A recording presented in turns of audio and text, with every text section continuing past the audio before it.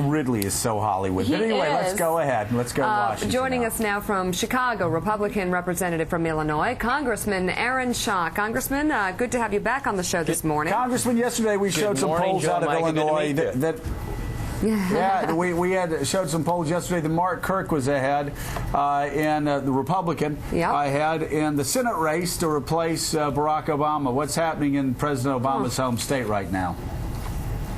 Well, I think you're seeing in Illinois what's happening across the country. If you know, we can win a Senate seat in Massachusetts, we can certainly win a Senate seat here in Illinois. And what you have in addition to the national tide turning, you also have your own political storm in the state of Illinois. You remember Rod Blagojevich, who was thrown out of office for allegations of corruption, whose trial is scheduled to go up this summer.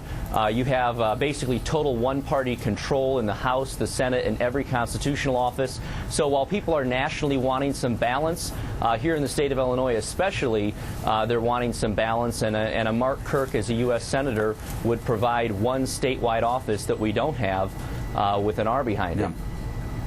And Mike Barnicle, I think the congressman brings up a great point that Democrats have done extraordinarily well in 2006 and 2008. Part of this realignment is just a natural realignment. But you take a state like Illinois, a very blue Democratic state, you've got a Republican candidate ahead in the race for governor and in the race for the Senate. The same thing happening in Massachusetts right now. That's right, Joe, and I think probably people in Illinois are no different than people in Massachusetts. There's a great sense of anxiety out there among voters, and I think it's going to be reflected at the polls, at the ballot box in November, and in primary states earlier than that. Their anxiety against all incumbents. They're wondering, you know, what is going on? You know, the economy is down, I've lost my job, or I'm on the verge of losing my job. Healthcare costs are soaring. The anxiety out there is thick. You can cut it. Congressman, let's talk about the Republicans' message as they move forward. It seems to me when a lot of us ran in 1994, we had the contract with America, very specific things we were going to do if we took control of the House of Representatives.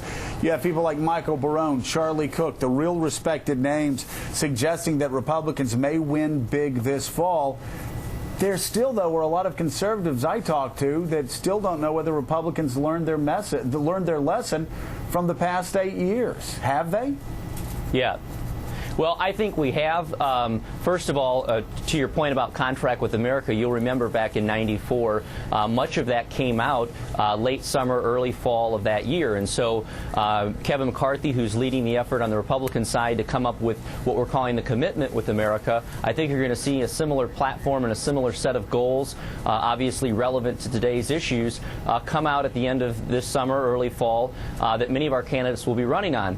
But as far as whether or not we've learned from our mistakes, I can tell you as a new member of Congress, I can tell you what I heard last cycle is what I'm hearing this cycle, which is, look, if we put you guys back in control, be the fiscal conservatives that you're running as, you know, control the national debt, bring down all of this domestic spending, and I think if we win back control of Congress, that will be the mandate. And I think that's good for the party, because unlike some of the social issues which divide us, the economic issues unite us. Well, so let me ask you a question. I mean, you touched on the topics that, as a conservative, I want to hear from Republicans, which is bringing down spending, balancing the budget, reducing the debt. So my question is this: as you get to the specifics, what would you specifically cut to move us toward a balanced budget? What's the bad news? Well, the bad news is you can't pass legislation like the health care bill that was just passed if you're going to reduce the deficit. We did it here in the state of Illinois with expanding Medicaid under a program called All Kids. It's why our state is spiraling in debt and out of control. I understand the CBO's estimates on the federal level. So what? Okay, hold on a second, though. Congressman, great. So before health care was passed, we already had a debt that was crippling this country's long-term rating with Moody's. So sure. Forget health care. Okay, let's say you repeal health care. That's the first thing you do, day one. What do you do day two to move towards a balanced budget? What do you cut?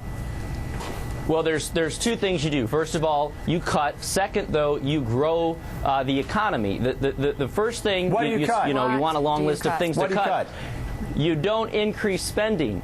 In my first year in the state, in the Congress, every one of the appropriations bills that has come before me on the average was about 12% increase over the previous year. So why don't we start by cutting, by bringing them back to pre-2008 levels of spending, and you don't continue to drive up domestic discretionary spending. So let me stop you there, and I know we've got a delay, so forgive me for this. So would you come out and propose? Would you say, okay, listen, here's the deal. I'm not going to give you specific cuts, but I will tell you this. I am going to support a budget that will take us back to how much money we spent in 2008 and not support a dime on top of that. Would you do something like that, like a 5-year or a 10-year spending freeze? I think that has to be the focal point of our discussion. Obviously, there are some spending increases in defense that are necessary with our efforts in Afghanistan, in Iraq. But the fact of the matter is, we have to manage our budget similar to the folks who are managing their individual budgets. And that's a message I know you heard when you ran for office: is look, when I don't have the money, I don't spend it. And you guys need to tighten your belt, just like every common ordinary American is having to do as well. But the other critical point here is we have to have pro-growth policies, targeted tax cuts, trade agreements with Colombia, Panama, and South Korea, which will open up new markets to employers like Caterpillar, which is headquartered in my hometown. That'll put a lot of folks back to work by increasing our number of customers. Congressman, I agree with you, but with all due respect, that's what all politicians say. They talk about growing the economy, and I understand. I probably agree with you on how you best grow the economy. You give Caterpillar tax cuts instead of burdens with health care. So we agree there. But my problem is that no politician ever wants to talk about where do the cuts come? What do we hack away with? The price that has to be paid. And let's talk. You brought up defense spending in Afghanistan. Congressman, can we really afford to continue fighting a war in Afghanistan for the next 5-10 years? Well, I think our president answered that question. I don't know what the length of time is in Afghanistan, but certainly this was a president who came in. The easy solution, of course, would have been for him to immediately withdraw our troops, or draw down, rather. But rather, he's doubled down, and he's continued much of the Bush policy there in Afghanistan. And so you have to ask your question, why? Well, clearly, after careful analysis with his foreign policy team and his defense team, he has recognized, as a majority in the House and the Senate have recognized, that it is in our long-term national security interest for us to do so. All right, Congressman Schock, thank you very much. Thanks a lot, Congressman. Greatly appreciate it. I wonder on that last Good to be point. with you. I mean, first of all, all right.